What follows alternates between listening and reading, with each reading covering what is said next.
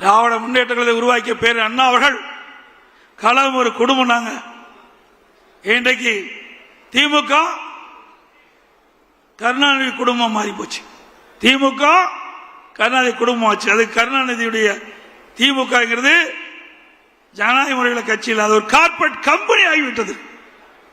நீங்க பாத்தீங்கன்னா திரு கருணாநிதி முதலமைச்சர் வந்தாரு, அதுக்கு பிறகு ஸ்டாலின் முதலமைச்சர். இப்ப உதயநிதி கொண்டு வருவதற்கு துடிச்சிட்டு இருக்காரு. ஒருபோதும் நடக்காது. ஸ்டாலின் அவர்களே ஒருபோதும் நடக்காது. அவர் எம்எல்ஏ ஆக்குனீங்க, அப்புறம் மந்திரி ஆக்குனீங்க, துணை முதலமைச்சர் ஆக்கிறீங்க. அந்த உழைத்தவர்கள் எல்லாம் ஓரம் கட்டப்பட்டிருக்கிறார்கள். துரைமுருகன் அவர்கள் இப்பொழுது இருக்கின்ற சட்டமன்ற உறுப்பினர்களே அதிக நாள் சட்டமன்ற உறுப்பினர் இருந்தவர் அண்ணன் துரைமுருகன் அவர்கள். எமர்ஜென்சின்னு எப்ப பார்த்தாலும் ஸ்டாலின் பேசிட்டு இருப்பார். மிசா சட்டத்தில் நாங்கள் சிறை சென்றோம் சொன்னார். அப்பொழுதும் துரைமுருகன் அவர்களும் எமர்ஜென்சியில பாதிக்கப்பட்டவர் தான். அப்படிப்பட்டவர்களுக்கு உங்களால துணை முதலமைச்சர் கொடுக்க முடியல.